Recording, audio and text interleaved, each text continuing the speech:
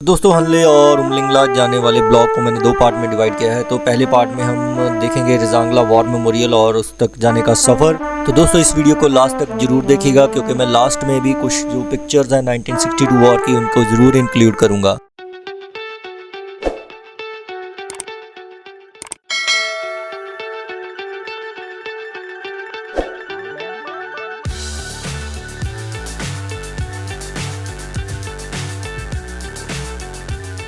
Good morning and welcome to my new blog from Merak near Pangong. तो रात हम रुके थे राल्पा होम स्टे जो कि बिल्कुल मिराक विलेज के स्टार्टिंग में है। तो आज का हमारा विचार है कि हम जाएं सीधा उमलिंगला। पहले हमारा प्लान था कि हम हनले रुकें पहले और हनले सामान अपना वहाँ अनलोड करके फिर उमलिंगला जाएं, बट अभी हमने प्लान चेंज किया है क्योंकि उमलिंगला जाने के 3 रास्ते हैं। तो हम चाहते हैं कि एटलीस्ट हम 2 रास्ते जो हैं उन्हें तो एक्सप्लोर कर लें। तो इसीलिए जाते समय हम कोई उल वाला रास्ता यूज़ करेंगे और आते समय जो एक डायरेक्ट रास्ता है वो, और एक तीसरा रास्ता भी है नुरबुलाला वाला, वहाँ उस रास्ते के थ्रू भी वापस आया जा सकता है और जाया भी जा सकता है। तो देखते हैं कि आज का दिन कैसा एडवेंचर भरा होता है। तो बने रहिएगा दोस्तों इस सफ़र पर। और अगर आपने मेरा चैनल अभी तक सब्सक्राइब नहीं किया है तो इस चैनल को कर लीजिएगा सब्सक्राइब और कर दीजिएगा ज़्यादा से ज़्यादा शेयर। तो ये रहे हमारे रूम और यहाँ 2 टेंट और ये सारा जो होम स्टे का ही एरिया है जो कि बिल्कुल पेंगोंग लेक के साथ में ही है। तो अगर आप पीसफुली टाइम स्पेंड करना चाहते हैं और पेंगोंग लेक का जो है पूरा नज़ारा जो है उसे एंजॉय करना चाहते हैं तो मैं तो यही कहूँगा कि जो मान विलेज है या मिराक विलेज है वहाँ पे आके रुका जाए। तो अभी भी आप देख सकते हैं यहाँ पे कोई भी नहीं है इस टाइम भी, और लेक के किनारे आप आराम से अपना टाइम जो है बढ़िया से स्पेंड कर सकते हैं। राल्पा होम स्टे एंड रेस्टोरेंट जहाँ हम रुके हुए थे, और ये रहा विलेज मिराक। यहाँ से जो पेंगोंग है उसका साथ हम छोड़ के अभी हम बढ़ेंगे हनले की ओर। तो ऑलमोस्ट लास्ट पॉइंट पे पहुँच गए हैं। तो आगे फिर चाइना का जो एरिया है वो आ जाएगा। तो ये है last view point after Mirach village, और सामने से जो ये लेक है ये चली जाएगी चाइना में, और इस ओर हम जा रहे हैं हनले। तो लेक के लास्ट व्यू पॉइंट के बिल्कुल ऑपोजिट कुछ ऐसा नज़ारा है माउंटेन्स का, स्नोफॉल, और यहाँ पे काफ़ी बादल हो रखे हैं अभी। तो दोस्तों ऐसे लग रहा है एक एंडलेस रोड पे हम जा रहे हैं। ऐसे लगता है कि इस रोड का कोई भी किनारा है ही नहीं कि कहाँ जाके हम रुकेंगे। तो बहुत ही बढ़िया यहाँ पे व्यू मिल रहा है इस रोड से। और हमारे लेफ़्ट साइड थी पेंगोंग और अभी हम बढ़ रहे हैं रिजांगला और हनले की ओर। तो बस अभी हम पहुँचने वाले हैं विलेज चुसुल। तो यहाँ से आगे ही आएगा रिजांगला वॉर मेमोरियल। तो सबसे पहले आज का हमारा जो स्टे पॉइंट होगा वहीं का होगा। दोस्तों इस वक्त हम हैं चुसुल विलेज के बिल्कुल पास, और यहाँ पे देखिए एक और घास के मैदान और वाइल्ड लाइफ, और दूसरी ओर जो माउंटेन्स है उन पे इस वक्त कोई घास का नामो निशान नहीं है। दोस्तों हम चुसुल की ओर तो नहीं गए हैं, उसके बाहर ही जा रहे हैं। तो यहाँ पे कुछ ऐसे भी विलेजेस हैं जिनके शायद कुछ नाम भी नहीं है, मतलब गूगल मैप्स पे नहीं है। तो शायद सामने भी कोई ऐसा ही विलेज है। तो दोस्तों यहाँ पे जो ये विलेज है शायद इसका नाम है त्यालिंग। पहले तो मैं सोच रहा था ये लूमा है, तो एग्जैक्टली मुझे भी नहीं पता है। हम चुसुल के बाहर ही जा रहे हैं, तो कोई यहाँ पे हमें रास्ता बताने वाला भी नहीं है। तो बहुत ही, क्योंकि ये एक रिमोट एरिया है यहाँ पे अभी हम मतलब विज़िट कर रहे हैं। तो यहाँ पे होम स्टे भी है, कमाल की बात है। रोड तो है ही नहीं, जो लास्ट विलेज देखा था उसके बाद बस ऐसा ही रोड है। आप देख सकते हैं मिट्टी कैसी उड़ रही है यहाँ पे।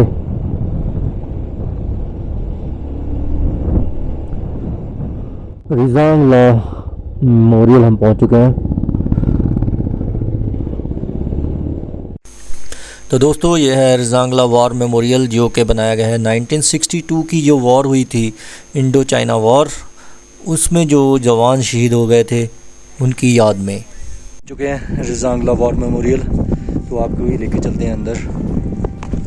ब्रीफिंग के टाइम पे वीडियो अलाउड नहीं है, तो हम बाद में थोड़ी वीडियो शूट करेंगे।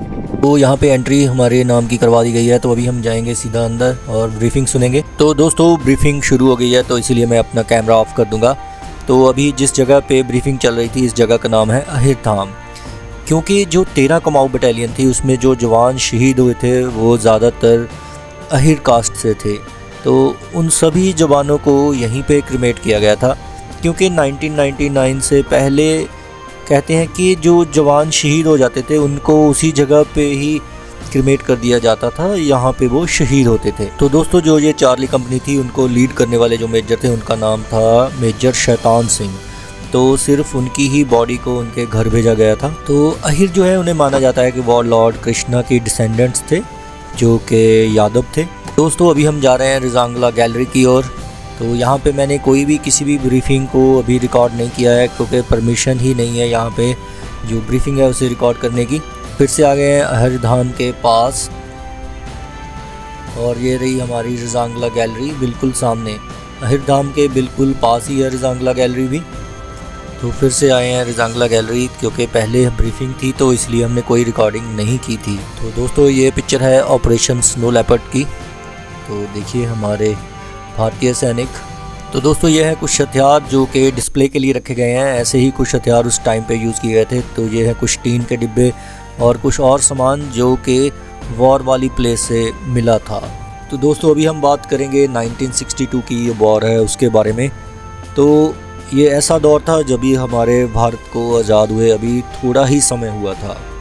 तो अभी हमारा भारत जो है अपने पैरों पे खड़ा ही हो रहा था कि जिस वक्त ये जो लड़ाई थी ये शुरू हो गई। तो दोस्तों जो 1962 की इंडिया चाइना वॉर है उसे साइनो इंडियन वॉर भी कहा जाता था और ये बहुत ही इंटेंस कन्फ्लिक्ट था दोनों कंट्रीज़ के बीच, जो कि चला था अक्टूबर 20, 1962 से नवंबर 21, 1962 तक। और वॉर की शुरुआत डायरेक्ट नहीं होगी थी, क्योंकि दोस्तों इस वॉर से पहले भी छोटी छोटी जो झड़पें थी वो होती रहती थी चाइना और इंडिया के इन बिटवीन। तो एक्चुअल में ये झड़पें भी 1959 से ही स्टार्ट हुई थी, जब दलाई लामा को असाइलम मिला था इंडिया में, क्योंकि वो तेज़पुर जो असम में था उसके ज़रिए इंडिया में आ गए थे। तो उस समय के जो प्रधानमंत्री थे जवाहरलाल नेहरू, उन्होंने उन्हें धर्मशाला में रहने के लिए प्रॉपर एक जगह भी दी।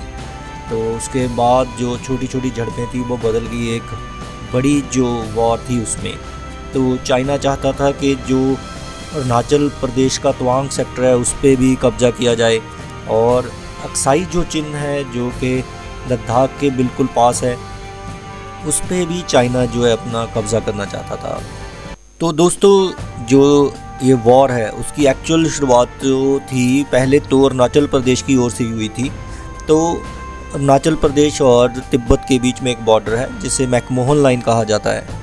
तो चाइना ये मानने को तैयार नहीं है कि मैकमोहन लाइन ही असली बॉर्डर है। उसका कहना है कि वो तो उस समय वहाँ पे प्रेजेंट ही नहीं था जब शिमला समझौता हुआ था। तो एक्चुअल में उस समय जो तिब्बत था वो चाइना के कब्ज़े में था ही नहीं।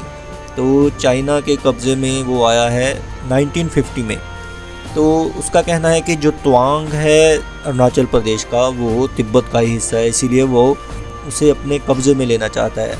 तो वहाँ तो वॉर चल ही रही थी उस जगह पे तवांग के आसपास। तो साथ ही साथ में जो चाइना था उसने जो एक्साई चिन्ह वाला एरिया है वहाँ पे भी अपने ट्रूप्स को आगे फॉरवर्ड करना शुरू कर दिया, मतलब रिजांगला की ओर। तो दोस्तों रिजांगला वो जगह थी यहाँ पे तैनात थे हमारे 13 कुमाऊं की चार्ली सी अहिर कंपनी के हमारे बहादुर सैनिक। तो टोटल यहाँ पे कहा जाता है कि 120 भारतीय सैनिक जो थे तैनात थे। तो इस एरिया की जो मेन प्रॉब्लम थी कि यहाँ पे जो है आर्टिलरी कवर नहीं मिल सकता था, मतलब जो टैंक वगैरह हैं वो यहाँ पे पहुँच नहीं सकते थे। तो दोस्तों जो इंडियन साइड थी उसमें जो हमारे जवान थे उनको लीड करने वाले जो मेजर थे उनका नाम था मेजर शैतान सिंह। और जो मेजर शैतान सिंह थे वो इस वॉर में शहीद हो गए थे और शहीदी के बाद उन्हें जो मिलिट्री की सबसे बड़ी डेकोरेशन है परमवीर चक्र उससे सम्मानित किया गया था। तो दोस्तों जो रिजांगला की वॉर है वो लड़ी गई थी 18,000 फीट की ऊंचाई पे। तो आप सोचिए कि नवंबर का मंथ था और कितनी ठंड रही होगी वहाँ पे, कितनी मुश्किलों का उन्हें सामना करना पड़ा हुआ होगा। तो इतनी ठंड में भी और ज़्यादा सपोर्ट ना होने के बावजूद भी कितनी बहादुरी से जो हमारे सैनिक थे वो लड़े होंगे। तो ये है मेजर शैतान सिंह को समर्पित उनका एक स्टैचू। और जो पीछे आप ये पिक्चर्स देख रहे हैं तो ये भी उन सभी सैनिकों की हैं जो कि 1962 की वॉर में शहीद हो गए थे। तो दोस्तों जब ये वॉर समाप्त हुई तो चाइनीज़ सैनिक जब उसी स्थान पे पहुंचे जहां पे वॉर हो रही थी, मतलब रिजांगला के पास, तो वो भारतीय सैनिकों के साहस को देख के हैरान हो गए। तो उनके साहस को देखते हुए उन्होंने जितने भी भारतीय सैनिक थे उनके शवों के ऊपर ब्लैंकेट्स दिए और उसके ऊपर एक जो शार्प प्लेट होता है वो रखा, जो कि राइफ़ल के आगे लगा हुआ रहता है उन सैनिकों की बहादुरी को सम्मान देने के लिए। तो ऐसा शायद चाइनीज़ जो आर्मी है उसके इतिहास में पहली बार हुआ होगा। तो कहा जाता है कि जो 120 सोल्जर्स थे हमारे इंडियन, उनमें से 114 जो सोल्जर्स थे वो रिजांगला की वॉर में शहीद हुए थे। और दोस्तों अगर हम इंडियन सोर्सेज की बात करें तो उनका ये बताना है कि जो चाइना साइड थी रिजांगला वॉर में उनके 1300 सैनिक मारे गए, मतलब सिर्फ़ और सिर्फ रिजांगला में ही 1300 सैनिक मारे गए और हमारी और जो सैनिक थे उनकी गिनती थी 114। और चाइनीज़ सोर्सेज का ये कहना है कि उनके टोटल 722 जो सैनिक थे वो रिजांगला में मारे गए थे। तो दोस्तों कहा जाता है कि जब जो रिजांगला की वॉर वाली जगह है वहाँ पे रिविज़िट किया गया तो वहाँ पे हमारे जो शहीद हुए जवान थे वो अभी भी अपनी पोजीशंस पे ऐसे ही बैठे हुए थे एक तरह से, तो उनके हाथ में अभी भी वेपन्स थे। तो दोस्तों इस वॉर में सिर्फ 6 सर्वाइवर्स थे और बाकी सभी जवान वहाँ पे शहीद हो चुके थे, कोई किसी बुलेट से या जो स्प्लिंटर होता है उनके वूंड से। तो अगर किसी के हाथ में मॉर्टार था तो उसके हाथ में अभी भी वही बॉम्ब था।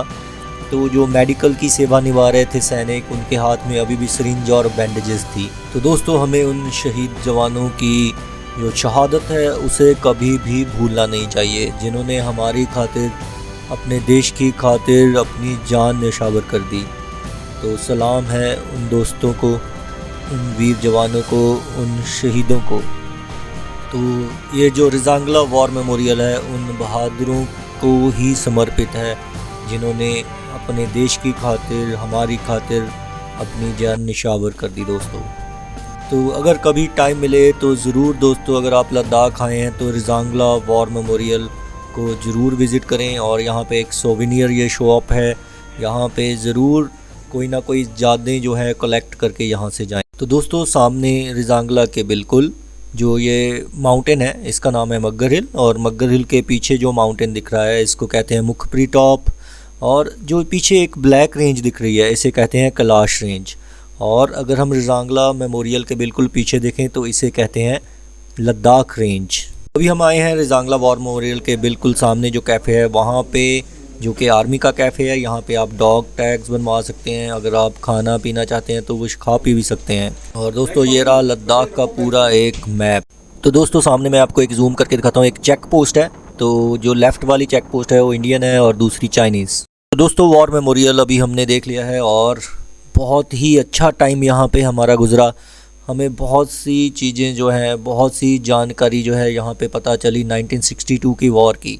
तो मैं चाहूँगा अगर आप कभी भी लद्दाख विज़िट करें तो यहाँ पे ज़रूर आएँ। तो अभी हमारी तैयारी है आगे जाने की, तो अभी हम बढ़ेंगे उमलिंगला की ओर और उमलिंगला के बाद हम जाएंगे हनले की ओर।